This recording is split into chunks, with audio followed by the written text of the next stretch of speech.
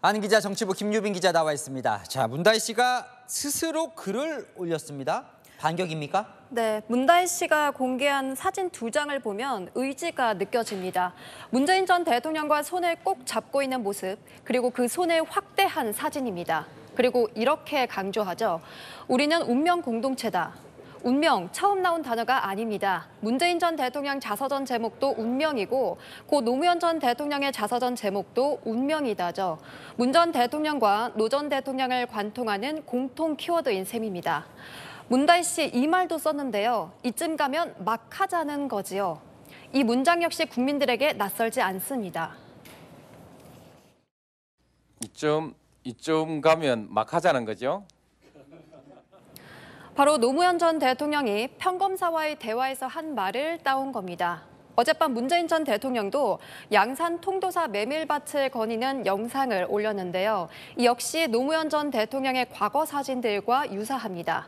다혜 씨와 문 전 대통령 모두 감성에 호소하며 지지층 결집에 나선 것으로 해석됩니다.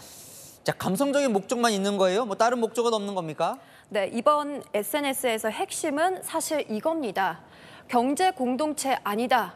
검찰이 문 전 대통령을 뇌물 혐의로 수사하기 위해 적용을 검토하고 있는 논리가 바로 경제 공동체거든요.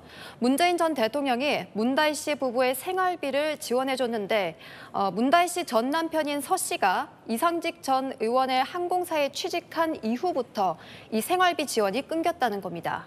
검찰은 문 전 대통령과 서 씨는 경제 공동체다. 이상직 전 의원이 서 씨에게 돈을 준 것은 사실상 문재인 전 대통령에게 돈을 준 것과 같다는 논리입니다.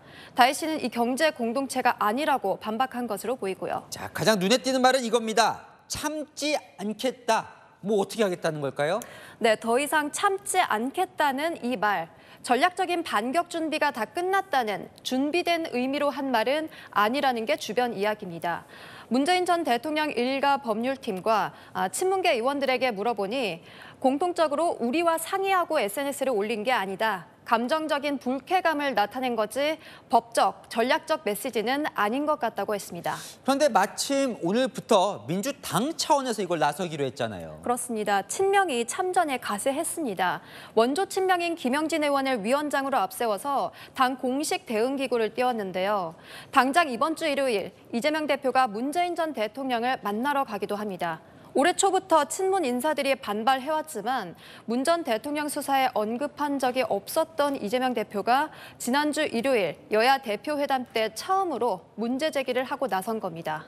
대응 기조가 달라진 이유에 대해서 친문 쪽에서 당이 너무 대응하지 않고 있다는 불만이 꾸준히 있었기 때문에 이를 감안했다는 설명도 나왔는데요.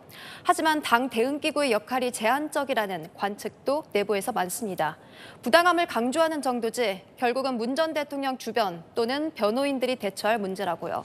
네, 알겠습니다. 안 기자, 김유빈 기자와 살펴봤습니다.